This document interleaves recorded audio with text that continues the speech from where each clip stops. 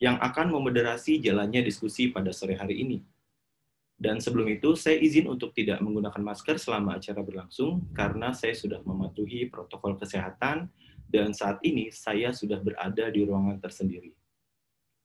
Dan kami juga tidak lelah untuk menganjurkan kepada sahabat Dikbud untuk tetap menjaga kesehatan dan mematuhi protokol kesehatan agar kita sama-sama terhindar dari penyakit selama masa pandemi ini. Baik, sebelum memulai acara, kami mengimbau kepada sahabat Dikbud agar tidak perlu menyampaikan kehadirannya di kolom chat maupun kolom komentar, karena nanti tautan untuk mengisi daftar hadir akan diberikan oleh panitia di saat acara berlangsung. Dan kami juga mengingatkan agar data yang sahabat Dikbud isi pada tautan tersebut sudah teliti, sudah benar, karena nantinya sertifikat akan dikirimkan ke email yang sahabat Dikbud tuliskan di daftar hadir tersebut. Lalu untuk pertanyaan, bisa sahabat Dikbud sampaikan kepada narasumber melalui kolom chat di aplikasi Zoom. Baik, memulai acara ini, sebelumnya saya jelaskan tema yang akan kita ulas di sore hari ini adalah tentang akselerasi dan peningkatan pendanaan PAUD dan pendidikan kesetaraan. Suksesnya terobosan kebijakan pengelolaan dana bantuan operasional sekolah atau BOS sejak 2020 mendorong Kementerian Pendidikan Kebudayaan Riset dan Teknologi kembali mengakselerasi dan meningkatkan pendanaan satuan pendidikan. Mendikbudristek Nadiem Anwar Makarim meluncurkan Merdeka Belajar episode ke-16, yaitu akselerasi dan peningkatan pendanaan pendidikan anak usia dini dan pendidikan kesetaraan.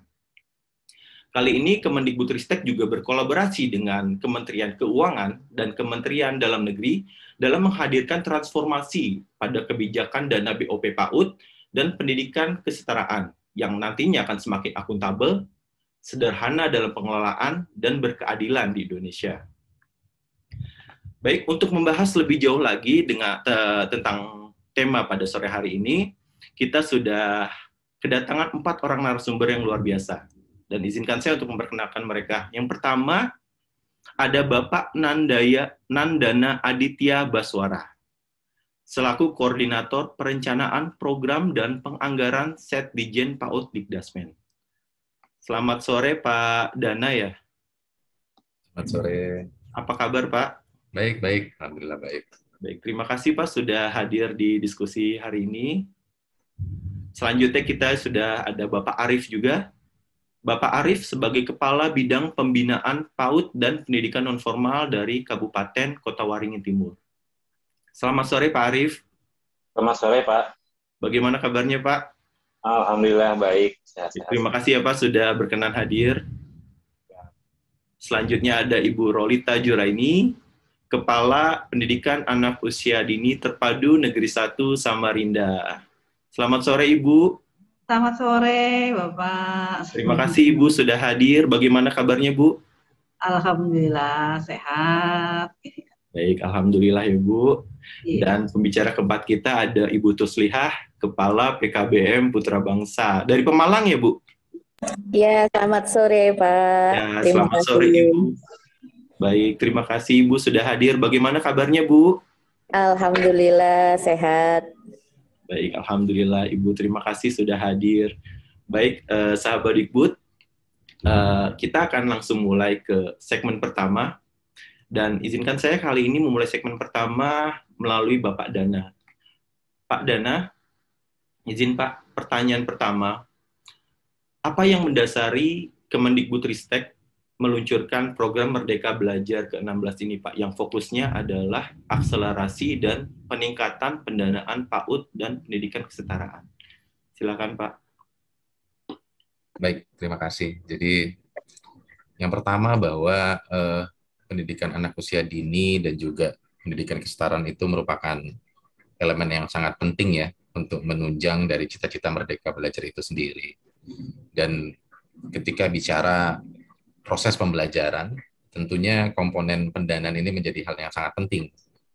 Nah, oleh karena itu kemarin hal pertama yang ingin diperkuat dengan berkaca dari BOS, di mana di BOS sudah diberlakukan beberapa kebijakan yang berdasarkan hasil evaluasi dan juga testimoni dari berbagai pihak itu sangat menunjang. Nah, sehingga tentunya baik BOS maupun BOP itu diharapkan memiliki standar yang sama, memiliki layanan yang berkualitas tinggi, sehingga bisa dengan mudah dimanfaatkan oleh satuan pendidikan. Jadi mungkin itu background besarnya. Nah, kalau kita elaborasi lebih jauh, yang pertama satuan biaya ya. Satuan biaya yang sudah diterapkan di BOS yang majemuk atau lebih berkeadilan, itu tentunya ingin diadopsi juga di dalam BOP supaya nilai dari pendanaan itu bisa bermanfaat yang sama di seluruh Indonesia. Kita tahu Indonesia ini sangat luas, tentunya harga barang di Jakarta atau di Surabaya dibandingkan di Pegunungan Bintang atau di Sumba bisa jadi sangat berbeda. Nah, sehingga semangat itulah yang mendorong BOP ini juga menerapkan satuan biaya majemuk. Lalu yang kedua adalah salur langsung. Penyaluran langsung ini juga suatu hal yang ingin sekali dilakukan karena kuncinya adalah kecepatan. Jadi dengan dilakukan penyaluran langsung, maka satuan-satuan pendidikan bisa dapat menerima anggaran BOP ini tepat waktu. Dan ketika tepat waktu, maka uang tersebut dapat cepat digunakan untuk membantu proses pembelajaran. Nah, itu juga hal yang menurut kita sangat penting, karena pembelajaran di masa lampau di BOP ini banyak terjadi keterlambatan, penerimaan di satuan pendidikan. Dan yang kedua juga kita ingin bersama-sama dengan dinas atau Pemda untuk memudahkan proses administrasi.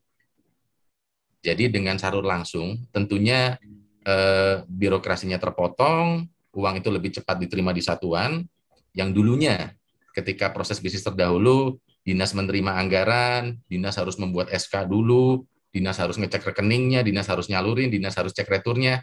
Administratif ini harapannya sangat berkurang, sehingga baik pemerintah pusat maupun Pemda ini bisa jauh lebih fokus dalam melakukan pendampingan ke sekolah, lalu hal-hal yang bersifat substansi, sehingga yang administratif ini harapannya sudah dapat terbantu akhirnya oleh sistem dan mudah diterimakan oleh sekolah. Ini saya masih bisa jelaskan, Pak, atau waktunya? Silakan. Ya. Silakan. Satu lagi mungkin terkait fleksibilitas ya. Jadi ini salah satu filosofi besar dari Mas Menteri adalah Merdeka Belajar ya, fleksibilitas ini sudah jalan di BOS, di mana fleksibilitas ini karena menghargai keberagaman. Kita tahu Indonesia sangat beragam, bahkan jangankan Indonesia ya, dalam satu kota saja atau dalam satu kecamatan saja, itu tiap sekolah pasti memiliki kebutuhan yang berbeda. Nah, sehingga salah satu breakthrough atau terobosan dari Merdeka Belajar ini adalah fleksibilitas itu. Apa yang dimaksud fleksibilitas? Fleksibilitas itu adalah bagaimana sekolah atau satuan pendidikan bisa menggunakan anggaran sesuai dengan prioritas kebutuhannya. Itu kata kuncinya di situ, sesuai dengan prioritas kebutuhannya. Jadi tidak lagi diharuskan, aturannya itu tidak mengatur lagi bahwa ini harus sekian persen. Yang namanya beli laptop cuma boleh beli satu, speknya harus begini. Ini harus bagaimana, itu tidak lagi di kotak-kotak, namun kembali lagi pada prioritas kebutuhan dari masing-masing satuan pendidikan.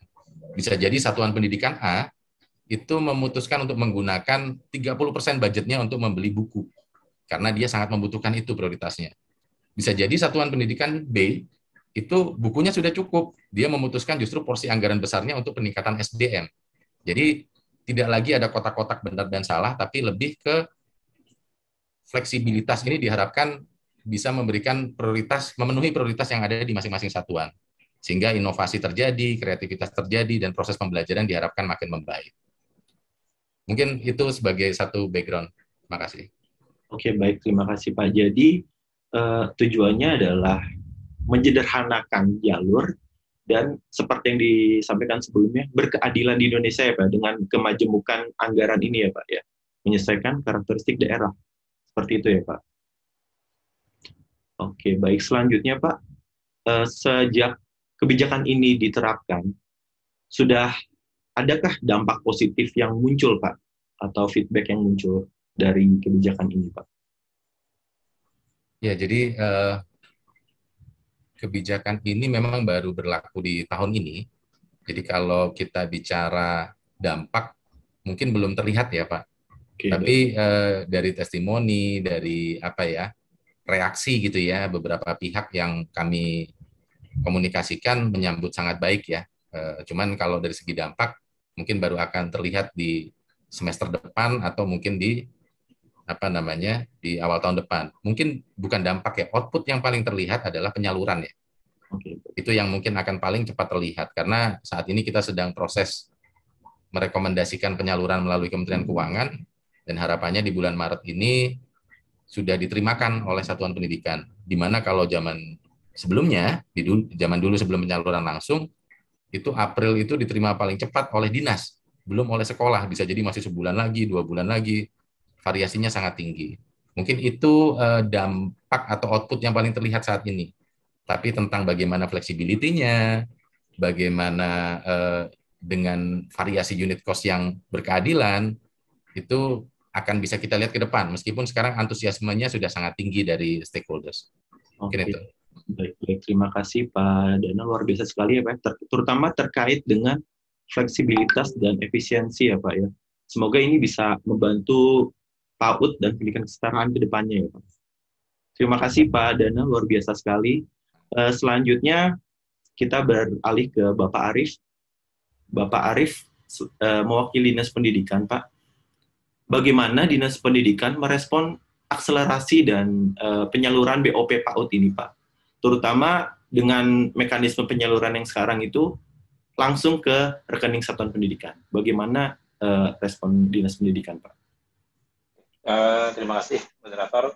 Kami dari Dinas Pendidikan Kabupaten Kota Waringin Timur di Kalimantan Tengah menyambut baik sekali penyaluran langsung oleh Kementerian Keuangan yang tidak melewati dinas. Karena selama ini memang betul apa yang disampaikan oleh Bapak dari Kemdikbud tadi, penyaluran memang agak lambat. Karena kelihatannya Dinas Pendidikan tidak bisa sendiri juga, mesti melibatkan badan atau dinas yang membawahi keuangan. Nah, sehingga mesti kesana kemari akan lebih baik kalau memang teman-teman pengelola lembaga ini menerima langsung dari pihak Kementerian Keuangan. Karena 6 bulan yang lalu saya juga masih sebagai kepala SKD Pak Moderator, sehingga merasakan sekali apa yang dirasakan oleh teman-teman pimpinan lembaga. Nah, kalau kami di Dinas Pendidikan Kabupaten Kota Waringin Timur mendengar kabar ini kemarin, kami segera menghubungi pihak Bank Kalteng namanya, bank daerah, untuk memfasilitasi kawan-kawan pengelola PAUD dan pengelola pendidikan masyarakat untuk membicarakan masalah pembuatan rekening. Nah, jadi rekening kami sudah siap dan sudah kita buatkan SK-nya juga, bahkan mulanya pihak bank mungkin agak gimana begitu kan, karena menurut mereka rekening tabungan itu mesti nama sesuai KTP atau sesuai akta notaris, nggak boleh KTP rekening itu didahului oleh nomor-nomor. Tetapi kemudian kami mendapat solusi, dibuatkan rekening giro atas nama lembaga pendidikan yang memang akhirnya boleh menggunakan angka-angka di depan, numerik di depan nama pengguna akun bank. Jadi itu yang sudah kita laksanakan di Kabupaten Kota Waringin Timur. Jadi insya Allah teman-teman di lembaga itu sudah siap untuk penyaluran BOP secara langsung, baik di pendidikan anak usia dini maupun di pendidikan kesetaraan. Kira itu Pak yang sudah kami lakukan sementara ini. Jadi kami menyambut gembira sekali, bahkan luar biasa langkah Merdeka Belajar yang akselerasi dan peningkatan pendanaan PAUD dan pendidikan kesetaraan ini memang cukup bagus untuk lembaga. Mengingat di tahap pertama kemarin saya masih menjadi kepala SKB dan masih menerima BOP, itu bulan Desember baru cairnya. Sehingga kami juga kesulitan untuk membuat pertanggungjawaban dan sebagainya, hingga akhirnya molor-molor. Nah, saya bercita-cita memang setelah saya ikut di Dinas Pendidikan, saya kepingin ini bisa lebih mudah dan ini dijawab oleh Kemdikbud melalui akselerasi. Saya kira demikian Pak, sementara yang bisa saya sampaikan. Terima kasih. Baik, terima kasih Bapak Arief, luar biasa. Jadi dengan adanya kebijakan ini, kita bisa saling membantu dan nantinya akan terbantu ya Pak ke depannya dengan lebih mudah dan lebih efisien dalam penyaluran ya Pak. Siap, betul. Iya, baik. Pak, lalu bagaimana juga Pak respon daerah terkait nantinya kan akan ada variasi atau perbedaan menyesuaikan dengan karakteristik daerah. Bagaimana Dinas Pendidikan merespon hal tersebut, Pak? Tentang hal itu saya bahkan berkeinginan begini. Kelihatannya kalau variasi jumlah itu per kabupaten, jadi lain kabupaten beda. Bahkan saya kepengennya bahkan lebih, karena memang di Kabupaten Kota Waringin Timur di Kalimantan Tengah ini antara satu kecamatan dan kecamatan lain itu pun indeks kemahalan itu berbeda. Maka saya kepingin kalau memang pihak Kemdikbud mau sedikit ruwet begitu, kenapa tidak indeksnya itu dibikin per kecamatan saja Pak? Sehingga kalau misalnya lembaga yang ada di perkotaan tentu dapat kebetulan angka punya kami 600.000 untuk PAUD, jadi standar. Itu kalau memang yang mereka yang di pedalaman Pak itu uang segitu itu mungkin agak, artinya kalau kita belikan indeks kemahalannya beda gitu Pak. Iya, betul. Jadi kalau memang memungkinkan indeks kemahalan atau variasinya ini dibikin per kecamatan sehingga tidak per kabupaten, karena kondisi di kabupaten itu sendiri antara satu kecamatan dengan kecamatan lain itu berbeda. Itu kalau boleh Pak. Oke, baik, terima kasih luar biasa dari jawab dari Pak Arief. Ini Pak Dana sudah ada masukan ini dari Bapak Arief ternyata Pak. Menarik sekali. Bisa diakomodir ya Pak. Iya, ini menarik sekali Pak. Ini apa? Sebenarnya itu sangat ideal ya dan sangat visioner menurut saya. Yaitu itu mungkin suatu hal yang ya semoga ke depan bisa kita rumuskan ya. Mungkin bersama-sama nanti Pak Arief bisa kita ajak diskusi juga. Baik, luar biasa. Siap, Pak. Langsung direspon Pak Arief oleh Pak Dana. Selanjutnya, sahabat Dikbud, kita akan beranjak ke Ibu Rolita. Ibu Rolita, bagaimana? Oke, Ibu, bagaimana tanggapan Ibu terkait karena adanya penyesuaian dari karakteristik daerah nih Bu, kan nantinya akan ada peningkatan bantuan. Nah, bagaimana tanggapan Ibu terkait hal tersebut, Bu? Iya, baik, terima kasih Bapak. Sebelumnya saya ucapkan terima kasih dan apresiasi ya dengan kebijakan akselerasi ini. Ini mencerminkan kalau sila kelima keadilan sosial bagi seluruh rakyat Indonesia ya ini ya kalau nggak salah. Kenapa? Dengan kriteria atau melihat daerah-daerah, kebetulan saya di Kalimantan Timur mempunyai ada wilayah 3T. Jadi dengan kebijakan ini selain mempermudah seperti Pak Wardana dan Pak Arief tadi jelaskan, sangat membantu sekali karena biaya kebutuhan atau operasional setiap daerah itu berbeda-beda.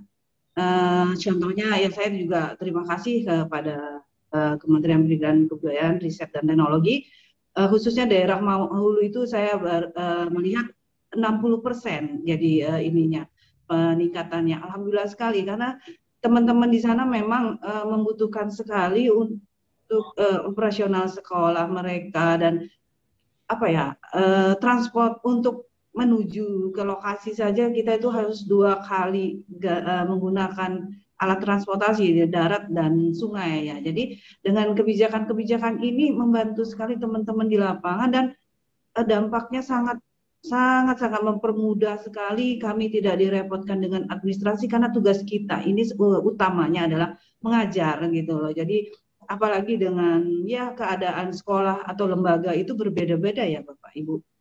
Karena ya seperti saya di TK Negeri Pembinaan 1, alhamdulillah kami lengkap, administrasi ada, operator ada dan sebagainya. Kalau di daerah-daerah khusus 3T, kadang yaitu kepala sekolah, yaitu operator, yaitu juga guru untuk mengajar. Nah, dengan aplikasi atau kebijakan akselerasi ini sangat membantu sekali untuk teman-teman kita yang di daerah-daerah tertentu. Walaupun saya di daerah provinsi juga alhamdulillah sama. Jadi permudahan-permudahan tidak seperti dulu kan kita harus mengajukan dulu RK, terus kita nanti dievaluasi dan sebagainya. Dan ini apa ya, dampaknya sangat-sangat signifikan buat teman-teman semua di lapangan dan sangat berpihak kepada satuan lembaga. Kalau menurut saya ya, ini bukannya kita tidak tidak dengan dinas juga. Jadi dinas di sini betul dikatakan Pak Dana dan Pak Arif mendampingin kami bagaimana kami memaksimalkan menggunakan dana-dana yang alhamdulillah diberikan atau dipercayakan kepada kami satu lembaga untuk menjalankan program-program kami di sekolah ya, seperti itu. Dan untuk daerah-daerah tertentu 3T dan yang lainnya mungkin program yang mereka sudah susun, program yang mereka ingin jalankan itu akan tepat waktu dan pertanggungjawabannya juga mereka bisa cepat untuk melaporkan dan kami bisa dievaluasi. Dan ini juga saya tambahkan, dengan adanya fleksibel ini sangat membantu kami karena setiap suatu lembaga dan setiap daerah itu pasti mempunyai kebutuhan yang berbeda-beda dan tiap tahun tidak mungkin kebutuhannya itu saja, pasti ada seperti Pak Wadana bilang tadi, ada prioritas yang masing-masing kebutuhan satuan lembaga yang perlu didahulukan. Mungkin seperti itu, Bapak. Terima kasih. Oke, baik. Terima kasih, Ibu. Berarti dampaknya sudah terasa ya, Bu, ya? Tidak menunggu waktu lama. Alhamdulillah. Terasa ya, Bu, ya? Iya. Yang pasti dampaknya sangat dipermudah itu. Oke, baik. Terima kasih, Bu Rolita ya. Dan selanjutnya kita beranjak ke Ibu Tuslihah. Selamat sore, Ibu. Selamat sore, Mas. Ya. Bagaimana pendapat Ibu dengan adanya Merdeka Belajar ke-16 ini, Bu? Silakan, Ibu. Ya, jadi sangat luar biasa sekali ya, Mas. Kami selaku lembaga, yaitu nanti menerima sasaran ya, sangat senang sekali. Poin penting dari kebijakan terbaru ini bahwa bukti pemerintah itu sudah tidak membedakan, Pak. Ya, memberikan sama porsinya. Jadi yang dulu kan hanya jalur formal ya, Bos ya. Dan pendidikan non formal pun sekarang disamakan, sehingga kami merasa bangga, Pak, sudah tidak dibeda-bedakan. Kemudian sangat berdampak, Pak, untuk keberlangsungan penyelenggaraan pendidikan di satuan pendidikan. Terus tadi juga dijelaskan Pak Dana ya bahwa peluncuran akselerasi ini juga sudah berkolaborasi ya Pak dengan Kementerian Keuangan ya Pak ya. Sehingga menurut kami kebijakan tersebut itu nanti bisa akuntabel ya Pak, sederhana dalam pengelolaan dan berkeadilan betul di Indonesia, sehingga akan mempermudah dalam proses pelaporan. Jadi kami menyambut sangat senang sekali Pak dengan adanya program ini. Baik, terima kasih Bu. Berarti sejauh ini Bu, bagaimana pelaksanaan program? Ini kan belum lama ya Bu ya ini ya program ini diluncurkan. Tapi sejauh ini bagaimana program di tempat Ibu berjalan Bu?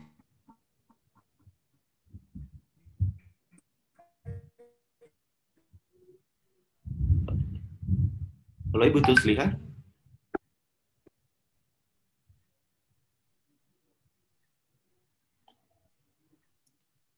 Oke, baik. Karena Ibu Tuslihah sepertinya sedikit mengalami gangguan. Oke, baik. Terima kasih kepada para narasumber atas segmen pertama yang luar biasa. Jawaban-jawabannya sangat menarik sekali. Terbukti baru diluncurkan Merdeka Belajar ke-16 ini ternyata sudah bisa berdampak. Mulai dari... Beda dengan yang mungkin Kalimantan atau sangat lama ya.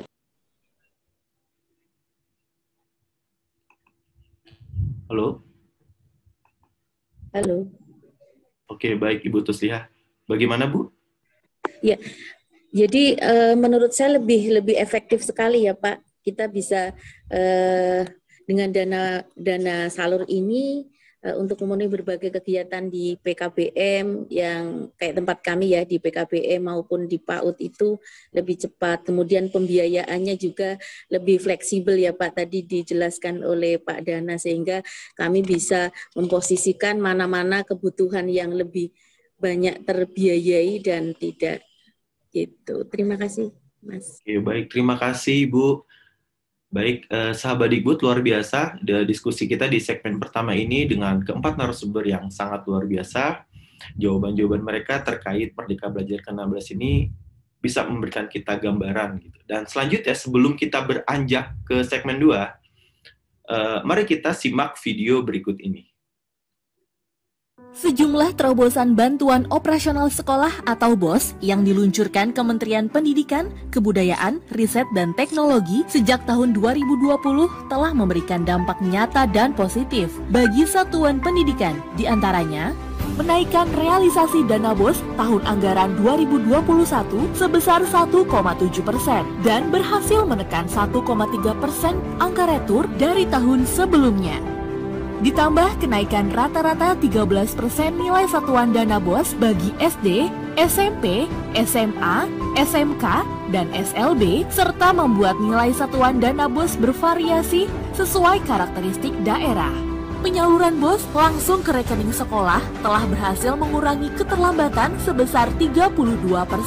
Berdasarkan survei tahun 2021, 86,5% responden sekolah menilai kebijakan transfer langsung BOS ke rekening sekolah memudahkan.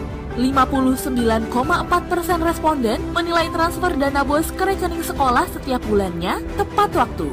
67,4% tidak menemui kendala pada proses pencairan. 99,2% tidak ada pemotongan saat menerima dana BOS di luar biaya administratif. Dan 84,1% responden menilai positif terhadap kebijakan satuan dana yang variatif sesuai karakteristik daerah. Begitu pula dengan kebijakan pemanfaatan dana BOS yang lebih fleksibel, mampu meningkatkan otonomi satuan pendidikan dalam merencanakan pembelanjaan sesuai kebutuhannya. Mengingat dampak nyata dan positif tersebut, pada tahun 2022, terobosan ini akan Kemendikbudristek lanjutkan guna menjaga dan meningkatkan akuntabilitas pengelolaan dana BOS di satuan pendidikan, khususnya dalam perencanaan dan pelaporan pengelolaan dana BOS. Tahun ini, Sistem Informasi Aplikasi Rencana Kegiatan dan Anggaran Sekolah atau ARKAS diintegrasikan dengan Sistem Informasi Pembangunan Daerah atau SIPD. Kemudian, dari 216.000 satuan pendidikan pada tahun 2021 akan diperluas hingga menjangkau 413.000 satuan pendidikan pada tahun 2022. Selanjutnya, untuk mengatasi kesenjangan, nilai satuan dana yang bervariasi sesuai karakteristik daerah kini juga diberlakukan untuk bantuan operasional penyelenggaraan pendidikan anak usia dini atau BOP PAUD. Penyaluran langsung dan fleksibilitas penggunaan dana kini juga berlaku untuk BOP PAUD dan BOP kesetaraan. Terobosan ini merupakan upaya untuk mewujudkan akselerasi dan peningkatan pendanaan pendidikan demi terwujudnya cita-cita merdeka belajar, pendidikan berkualitas bagi seluruh rakyat Indonesia.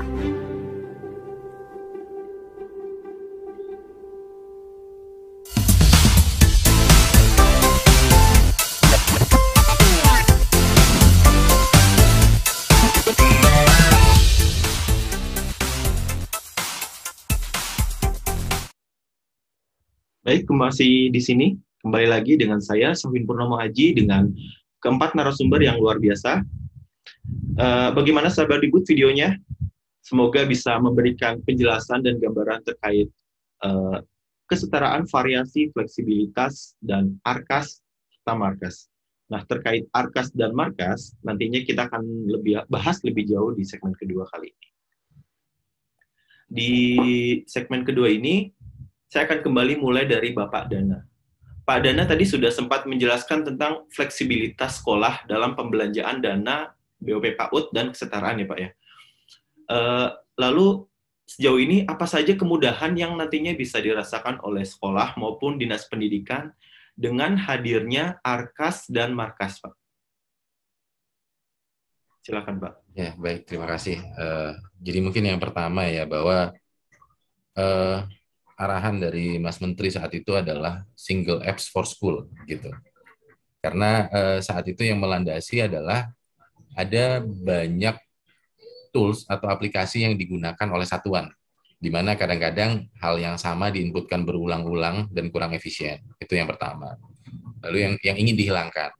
Lalu yang kedua juga kadang-kadang Pemda juga mengalami kesulitan karena apa yang dikerjakan oleh satuan itu nanti di Pemda di-input ulang, jadi belum terintegrasi. Nah, salah satu nilai yang ingin dibuat dengan Arkas Markas ini yang pertama ada satu-satunya tools yang digunakan oleh satuan pendidikan untuk urusan perencanaan, penatausahaan atau pelaksanaan, dan pelaporan dari dana bantuan operasional ini, baik BOS maupun BOP. Di mana nanti tools ini akan terintegrasi dengan SIPD yang ada di Kemdagri dan juga dengan markas yang ada di dinas. Tentunya hal ini selain memudahkan sekolah untuk melakukan proses administrasi, yang kedua memudahkan dinas untuk melakukan kontrol dan juga untuk melakukan pembinaan, dan yang ketiga juga pelaporannya. Jadi semuanya sudah terlinkage dengan keuangan daerah. Itu mungkin salah satu hal besar yang akan nanti ada di dalam Arkas dan Markas ini. Lalu yang berikutnya, mungkin elaborasi lebih jauh adalah Arkas ini nanti akan terkoneksi dengan berbagai sistem yang ada di Kemdikbud sendiri. Misalnya kita mengetahui ada platform untuk pembelanjaan barang jasa yaitu Siplah. Nah, Siplah ini juga nanti akan terkolaborasi. Jadi nanti kalau satuan itu belanja lewat Siplah, nggak perlu ngetik ulang, otomatis terinsert di dalamnya. Lalu nanti akan ada platform rapor pendidikan, di mana platform rapor pendidikan ini akan meng-capture kondisi dari masing-masing satuan. Ibaratnya medical check-up-nya gitulah, Pak. Jadi nanti kan sekolah itu akan ketahuan, oh sekolah ini ternyata sehat, sekolah ini ternyata ada asam urat. Nah, sehingga hasil profil itu nanti akan di-linkage rencananya ke depan terhadap rencananya sekolah. Jadi ketika sekolah mau melakukan perencanaan, sudah dapat info duluan nih, dapat heads up gitu, dapat kisi-kisi lah. Anda karena sakit ini, misalnya sakitnya asam urat nih, kalau kita sebagai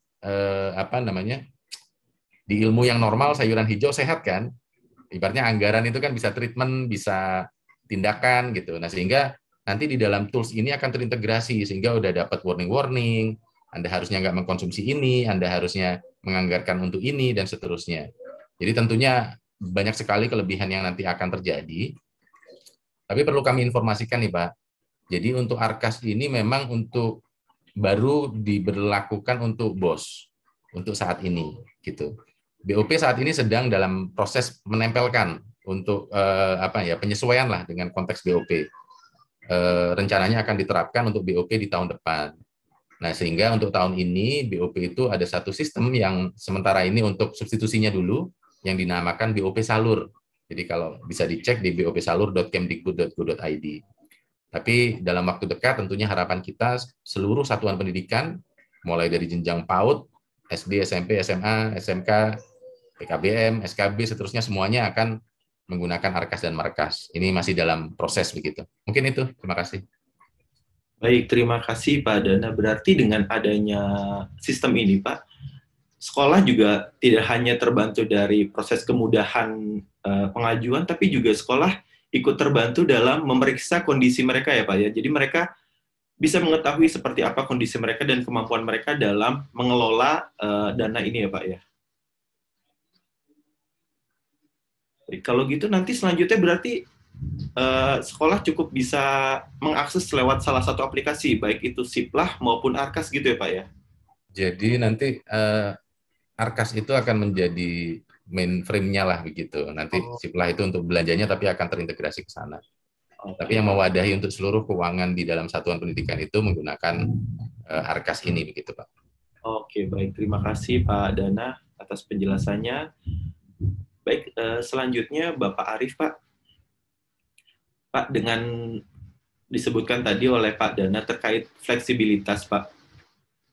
Apakah ada kiat-kiat yang ingin Bapak sampaikan kepada satuan pendidikan nantinya untuk dalam hal pembelanjaan, Pak? Apakah ada kiat-kiatnya, Pak Arief? Ya, jadi selama ini kami di Dinas Pendidikan Kabupaten Kota Waringin Timur, kebetulan untuk Siplah ini, Pak Dana, kami mungkin agak mencuri start di tahap kedua BOP tahun kemarin. Saya sudah menyarankan kawan-kawan pengelola lembaga agar mulai menggunakan Siplah. Kalau misalnya masih pontang-panting ya nggak apa-apa gitu kan. coba, dan sekarang di tahap ini walaupun mungkin nanti belum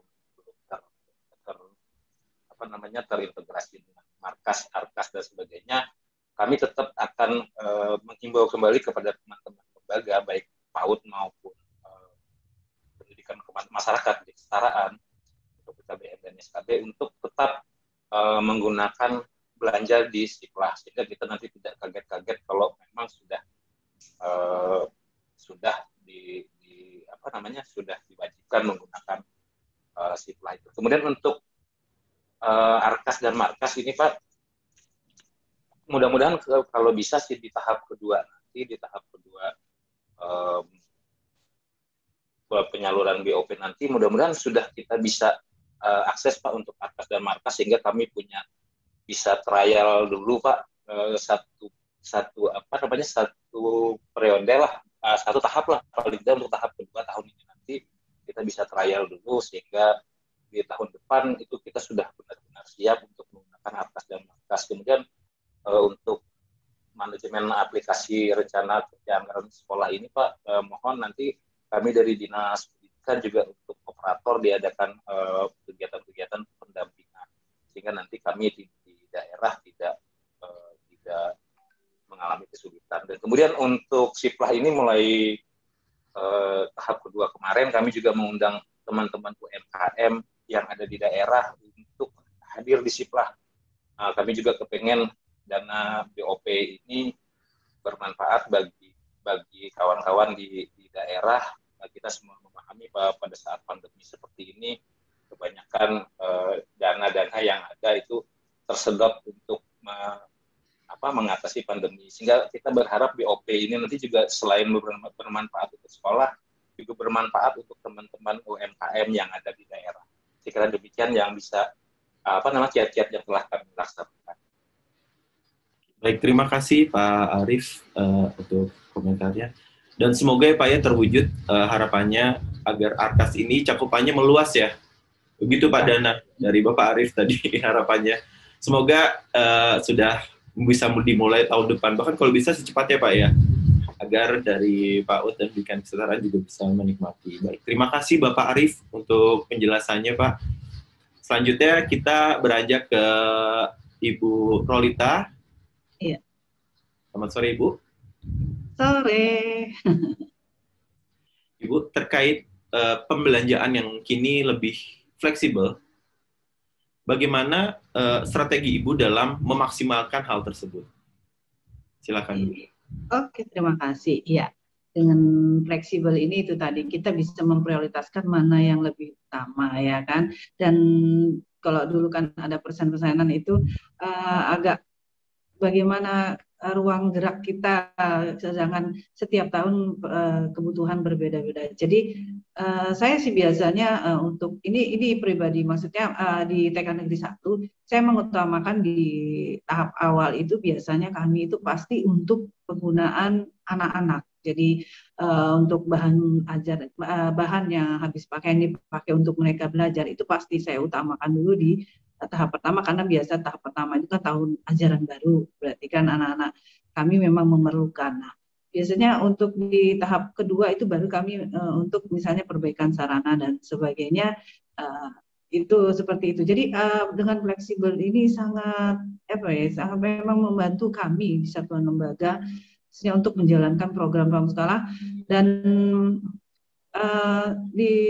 dengan adanya fleksibel ini, mohon maaf juga karena untuk belajar itu kan kita perlu anak-anak kenyamanan, sarana prasarana jadi belajarnya aman, nyaman, menyenangkan. Jadi misalnya ada kerusakan yang ringan yang perlu kita tanpa harus menggunakan dana besar, jadi masih kerusakan kita bisa mengalokasikannya seperti itu. Alhamdulillah dengan fleksibel ini sangat membantu sekali. Jadi kalau saya bilang mau menuju kualitas itu itulah yang tujuan kita bersama. Mungkin seperti itu, Bapak. Oke, baik. Maaf, jadi agak putus-putus. Oke, enggak, tidak apa-apa Bu, masih cukup jelas. Jadi halo, iya Ibu. Terima Bu. Jadi yang diutamakan oleh Ibu Rolita adalah kenyamanan dan keamanan anak-anak untuk belajar ya Bu ya. Jadi itu yang Iya. dimaksimalkan ya Bu ya. Iya. Oke, baik. Terima kasih Ibu Rolita untuk penjelasannya. Selanjutnya ke Ibu Tuslihah. Ibu, Ya. pertanyaannya hampir mirip dengan Ibu Rolita, namun kini bagaimana pandangan Ibu dari sisi PKBM? Silakan Ibu. Ya, jadi ya. Terima kasih Mas. Jadi kalau di sisi PKBM memang sangat berbeda ya dari yang kemarin. Kalau sekarang kan lebih efektif, lebih menyasar ke penerima langsung ya Pak ya, ke lembaga langsung sehingga lebih cepat diterima oleh lembaga, tidak berbelit ya Pak. Karena ada beberapa daerah juga yang kadang pemahamannya berbeda-beda sehingga proses pencairan lembaga ke lembaga itu terhambat. Yang kedua adalah dengan proses penyaluran lebih cepat ke rekening lembaga, maka kegiatan operasional pembelajaran dapat dilaksanakan dan dapat didanai lebih cepat. Untuk kami selaku lembaga sudah tidak memikirkan bagaimana kami harus cari dana talangan terlebih dahulu, Pak. Iya, jadi sangat berbeda. Kemudian dengan dana ini, dengan sistem sekarang juga dapat digunakan untuk memenuhi berbagai kegiatan di lembaga kami. Jadi bisa bervarian ya Pak, artinya tidak ada sekat-sekat berapa persennya sehingga lebih fleksibel. Selanjutnya proses untuk pelaporannya juga tidak harus menunggu dari lembaga satu ke lembaga lain yang berbarengan begitu Pak. Oke, baik. Jadi dengan adanya fleksibilitas ini, Ibu tidak perlu lagi memilih persentasenya Bu ya berdasarkan aturan ya Bu. Sekarang aturannya Ibu yang bikin sendiri ya Bu. Jadi karena barang yang dibutuhkan itu yang diutamakan gitu. Betul Pak. Oke, baik. Terima kasih Ibu. Oke, selanjutnya kita akan beralih ke sesi tanya jawab.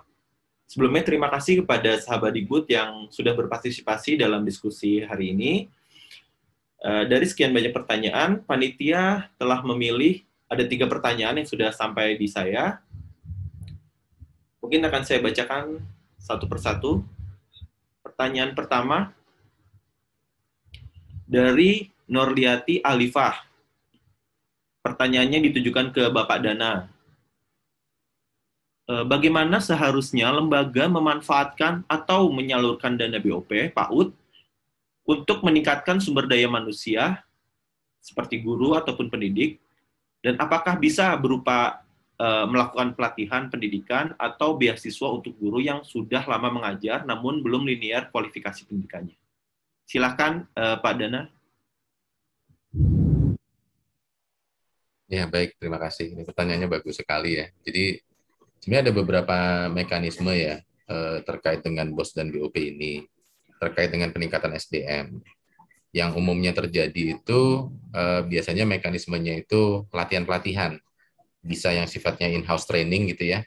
Jadi misalnya ada di komunitas kita sekolah sendiri berkumpul, lalu dengan tema tertentu kita mengundang expert gitu, atau membuat sharing diskusi, atau bahkan mengirim guru atau pendidik atau tenaga kependidikan untuk mengikuti suatu pelatihan atau seminar gitu. Itu mungkin hal-hal yang selama ini sering terjadi untuk meningkatkan kompetensi pedagogik dari profesionalisme lah dari pendidik dan tenaga kependidikan.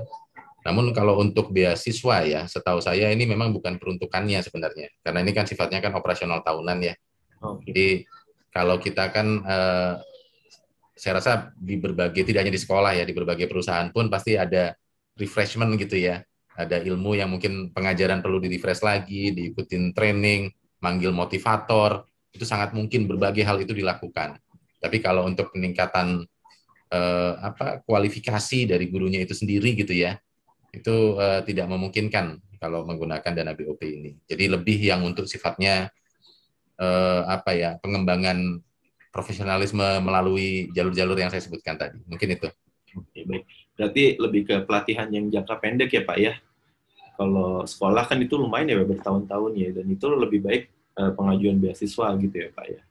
Betul, itu mungkin sebaiknya bisa dari Pemda atau bisa dari sumber-sumber yang lain ya, karena itu kan sifatnya lebih personal juga lah gitu. Kalau pakai dana sekolah nanti bisa terbengkalai yang lainnya mungkin gitu. Oke. Baik, terima kasih Pak. Berarti benar-benar luar biasa fleksibilitasnya ya Pak ya. Bahkan guru sekarang juga bisa mendapatkan pelatihan melalui Dana ini.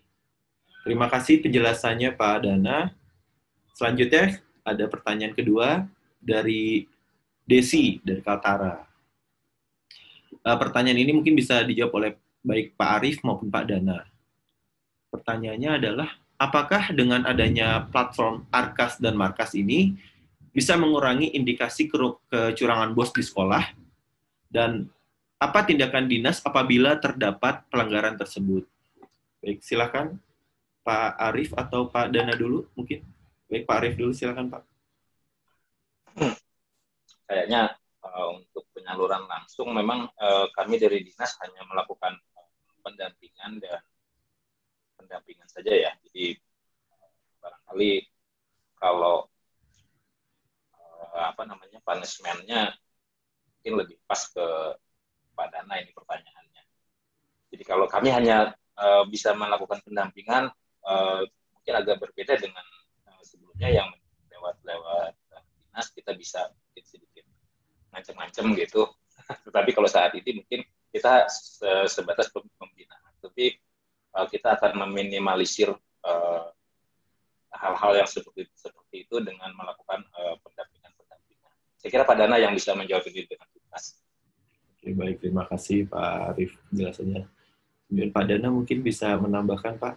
Ya baik, mungkin saya izin menambahkan tadi dari Bu Desi ya pertanyaannya ya, atau Mbak Desi lah gitu ya. Jadi dengan menggunakan Arkas, ini Arkas itu kan aplikasi untuk rencana kegiatan dan anggaran sekolah ya. Itu nanti akan satu set dengan Markas, manajemennya yang ada di dinas. Nah, dengan menggunakan ini bukan serta-merta menghentikan ya, tapi ini akan membuat kontrol dari dinas lebih mudah karena semuanya sudah menggunakan aplikasi. Nah, secara prosedural rencana satuan pendidikan atau sekolah yang disusun melalui Arkas itu referensi harga, kan setiap daerah itu biasanya punya standar harga sendiri-sendiri ya, berapa SSH lah istilahnya, beberapa standar harga, standar item dan segala macam, termasuk kode rekening yang ada di Dagri, itu semuanya sudah masuk di sana. Berarti itu adalah satu langkah meminimalisir kesalahan. Karena kita tahu tadi Indonesia luas, kapasitas SDM dari tiap satuan beda-beda, mungkin ada yang expert, ada yang tidak. Bisa jadi nggak biasa, salah ketik, harusnya berapa jadi berapa. Bisa jadi yang, nah itu akan diminimalisir dengan sistem ini. Karena dia sudah punya standar harga yang ditetapkan oleh masing-masing Pemda, termasuk berbagai kode referensi. Itu satu. Lalu yang kedua, setelah sekolah itu menyusun Arkas, tentunya untuk bisa berlanjut, itu harus diberikan review atau approval dari dinas. Bayangkan misalnya Pak Arief misalnya di sana satuan PAUD sama kesetaraannya ada, anggaplah misalnya 600 gitu atau 700 gitu. Kalau tidak dibantu dengan tools ini, Pak, pile of papers setumpuk itu pasti akan sulit sekali. Nah, Arkas ini akan membantu dinas melalui markasnya untuk bisa memudahkan melakukan review. Ada analytical tools-nya, ngelihat per jenis belanjanya gimana, apa yang paling besar dibelanjakan, sehingga ketika dinas melakukan approval atau pembimbingan yang disampaikan Pak Arief tadi, itu akan jauh lebih mudah. Dinas akan dengan cepat melihat, oh sekolah ini kok aneh ya pola belanjanya, kenapa kok justru ini yang mau dibeli, padahal sepertinya harusnya yang wajibnya dulu nih, kok malah yang nggak wajib nggak dibeli, seperti yang disampaikan Bu Rolita tadi. Jadi tentunya dengan hadirnya Arkas dan Markas ini akan meningkatkan transparansi, kemudahan pengawasan, sehingga harapan besarnya seperti yang disampaikan Bu Desi tadi bisa mencegah berbagai kegiatan-kegiatan negatif terkait pengelolaan keuangan ini. Mungkin begitu, Pak. Baik, terima kasih Pak Dana. Semoga dengan adanya penyempurnaan ini dan akan terus berkembang sehingga insya Allah nanti kecurangan semakin terminimalisasi dan efisiensi akan segera terwujud ya Pak ya, dan akan terus mendorong pembangunan pendidikan di Indonesia. Selanjutnya ada pertanyaan terakhir. Ini untuk Ibu Rolita dan Ibu Tuslihah. dari Avan Cahya Diputra. Pertanyaannya, selain efektivitas, sejauh mana transparansi penggunaan dana ini di tingkat sekolah? Apakah hanya sebatas kepala sekolah dan wakil sekolah saja yang tahu, Bu? Silakan Ibu Rolita mungkin. Iya, terima kasih. Iya. Kalau ininya kita kan, apalagi kami negeri ya, mohon maaf. Jadi bukan hanya wakil, ini seluruh guru pun tahu dan komite di sekolahan. Ini saya buka semuanya. Jadi mereka juga tahu, mereka juga bisa berperan. Dinas, terutama dinas, karena mereka akan mengevaluasi, ya kan. Kebetulan mohon maaf, TK Negeri Pembina ini saya mewakili diri saya. Saya mendapat kebetulan sekolah penggerak, dapat BOP kinerja, dapat BOP ABK, jadi dapat BOP reguler. Jadi supaya tidak tumpang tindih juga kami mendapat pendampingan dari dinas. Jadi apa ya? Dan itu reguler penggunaannya kan sudah jelas sesuai juknis, hanya fleksibel itu di persen penggunaannya. Nah, makanya saya menekankan banyak untuk anak-anak. Sedangkan untuk kinerja berarti kan meningkatkan kompetensi guru dan sebagainya. Di situ saya mengefektivitasnya, jadi saya bisa menempatkan untuk penggunaan sesuai juknis. Dan ABK juga diperlukan untuk, karena kebetulan kami inklusi, jadi kebutuhan anak-anak ABK. Jadi tidak hanya kepala sekolah dan wakil, tapi semua. Malahan operator saya yang lebih tahu gitu loh, ya kan, karena kan saya juga melibatkan untuk pembelajaran, tidak mungkin semua saya kerjakan sendiri. Namanya kita suatu lembaga, keberhasilan itu didukung dari warga yang ada di lingkungan TK Pembina 1, juga dinas, karena kami di bawah dinas pendidikan.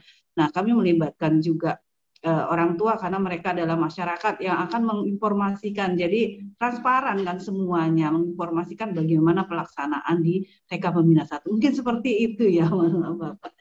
Baik, terima kasih Ibu Rolita. Selanjutnya Ibu Tusliha, silakan Ibu. Ya, terima kasih Mas. Kalau di tempat kami, di lembaga kami memang sudah cukup transparan ya Pak dari dulu. Jadi kami tidak pernah membatasi untuk umum, siswa, wali murid maupun dewan guru lainnya, itu kami transparan semua Pak. Karena prosesnya sebelum kami membuat untuk rancangan anggaran belanja, itu kami rapatkan terlebih dahulu, sehingga pos-pos mana, divisi mana yang kira-kira bisa diakomodir di rencana anggaran belanja tersebut, itu bisa masuk dalam pos itu Pak sih. Jadi di lembaga kami sudah transparan, baik semua guru maupun bendahara, sekretaris, kepala divisi maupun wali murid Pak. Baik, terima kasih Ibu. Semoga dengan adanya kebijakan ini akan semakin transparan ya Bu ya. Baik, terima kasih. Baik, sahabat Dikbud, kita sudah hampir tiba di penghujung acara dengan narasumber kita. Tapi sebelum itu, mari kita dengar pernyataan penutup dari keempat narasumber kita. Nah, kali ini izinkan saya untuk memulai dari Pak Arief. Bapak Arief, bagaimana harapan Bapak terkait pengembangan PAUD dan pendidikan non-formal ke depannya, Pak? Silakan, Pak. Terima kasih, Mas Ahwin. Saya kepingin menyampaikan kepada Pak Dana, ada satu hal, Pak, yang membuat kami merasa agak berbeda dengan BOS.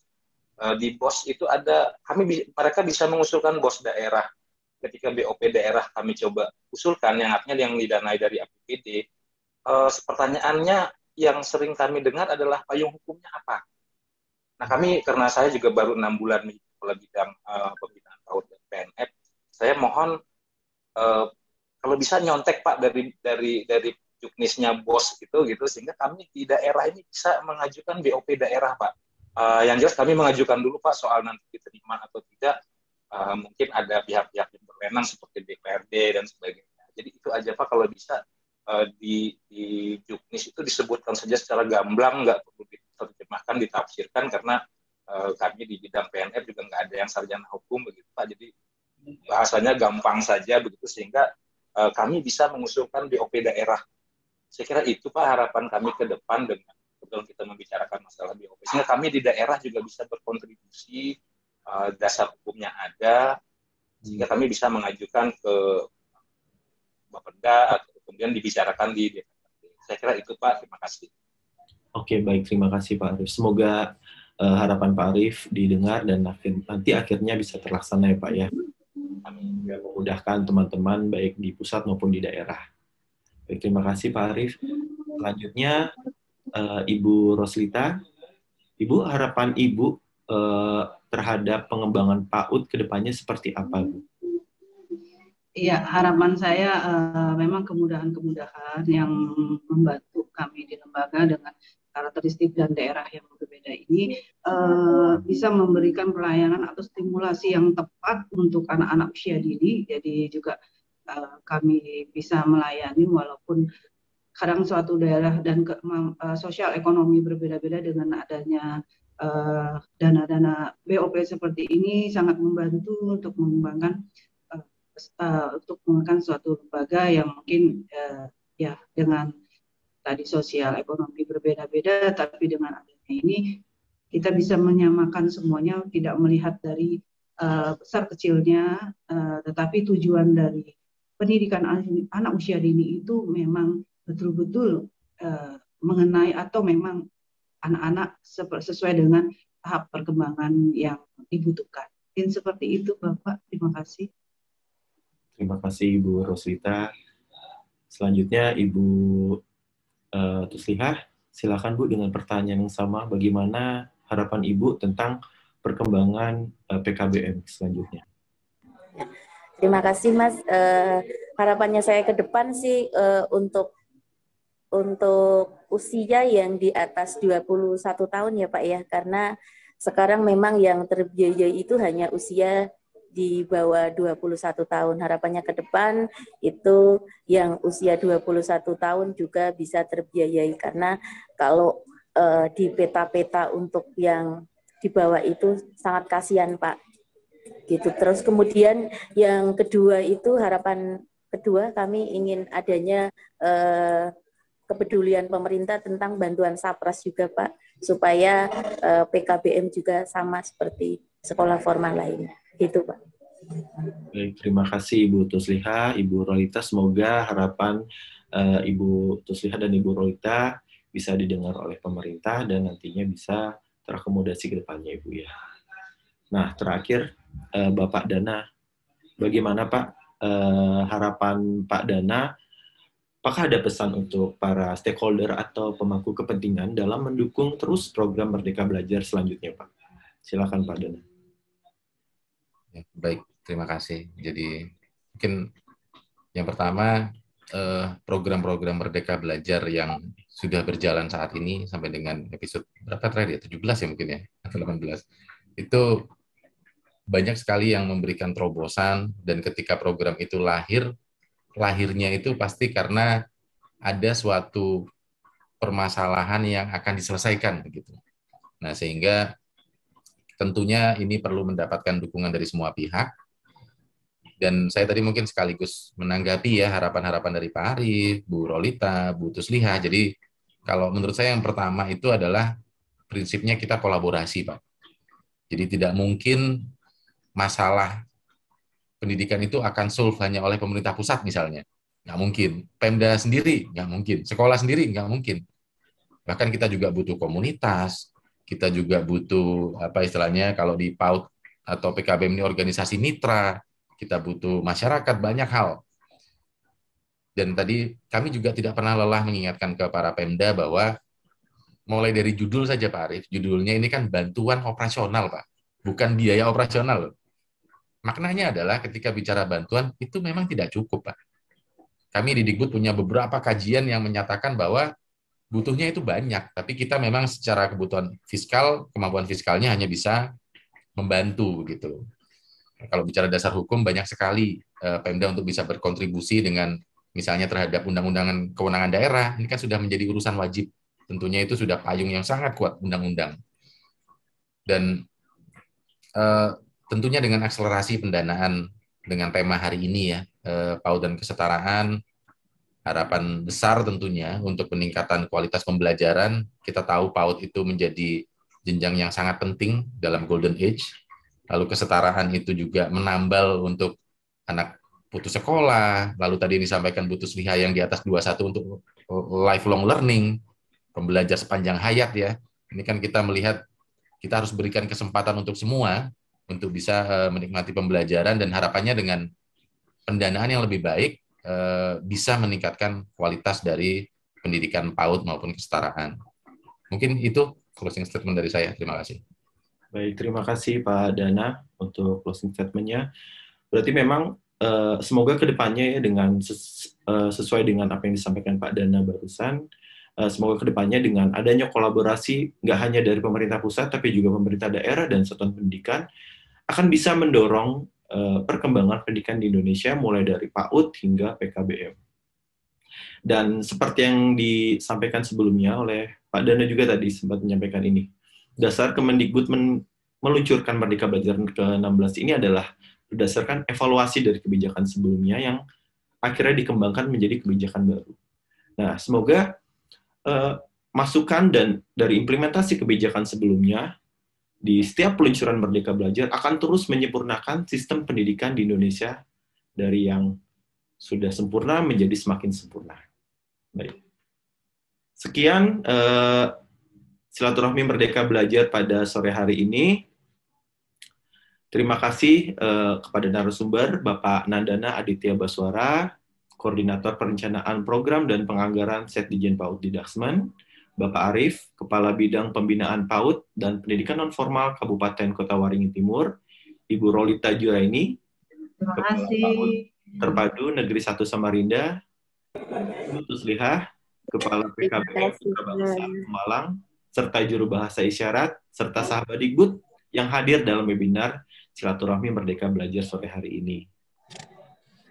Dan sebelumnya, saya ingatkan dulu kepada sahabat Dikbud bahwa nanti sertifikat akan dikirim ke alamat email yang sahabat Dikbud isi melalui tautan daftar hadir yang sudah diberikan oleh panitia.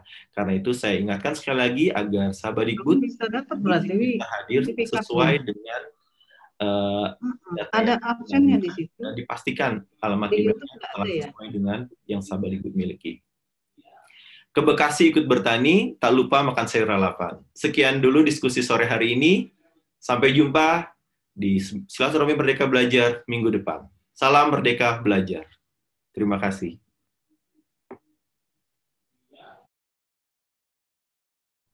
Untuk mewujudkan visi Indonesia maju yang berdaulat, mandiri, dan berkepribadian melalui terciptanya pelajar Pancasila, Kementerian Pendidikan, Kebudayaan, Riset, dan Teknologi terus menghadirkan berbagai terobosan Merdeka Belajar. Merdeka Belajar yang diusung Kemendikbudristek memiliki tujuan untuk mencapai pendidikan berkualitas bagi seluruh rakyat Indonesia melalui transformasi pada 4 hal, yakni infrastruktur dan teknologi, kebijakan, prosedur dan pendanaan, kepemimpinan, masyarakat dan budaya, serta kurikulum, pedagogi, dan asesmen. Transformasi pendidikan Indonesia dimulai dari Merdeka Belajar episode pertama yang menghadirkan terobosan 4 pokok kebijakan agar paradigma dan cara lama dalam belajar dan mengajar dapat bertransformasi ke arah kemajuan. Episode kedua, Kampus Merdeka.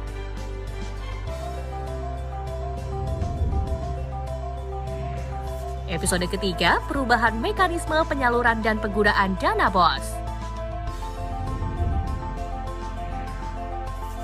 Episode keempat, program organisasi penggerak.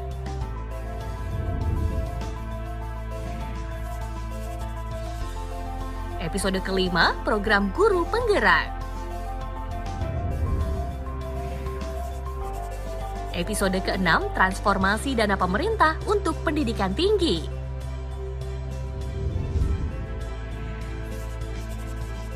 Episode ketujuh, program sekolah penggerak.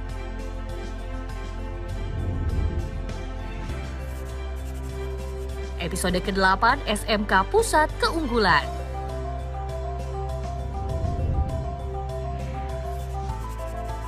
Episode ke-9, KIP Kuliah Merdeka.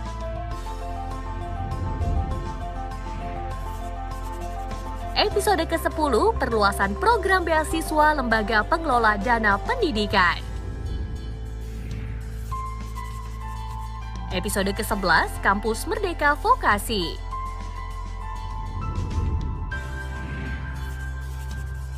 Episode ke-12, Sekolah Aman Berbelanja Bersama Siplah. Episode ke-13, Merdeka Berbudaya dengan Kanal Indonesiana. Episode ke-14, Kampus Merdeka dari Kekerasan Seksual. Episode ke-15, Kurikulum Merdeka dan Platform Merdeka Mengajar.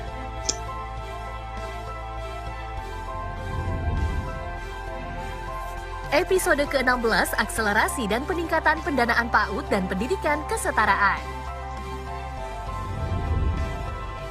Dan episode ke-17, Revitalisasi Bahasa Daerah yang menjadi salah satu prioritas Merdeka Belajar, serta sebagai upaya melindungi dan melestarikan bahasa daerah, sehingga generasi muda mau belajar dan menggunakan bahasa daerah demi mewujudkan profil pelajar Pancasila.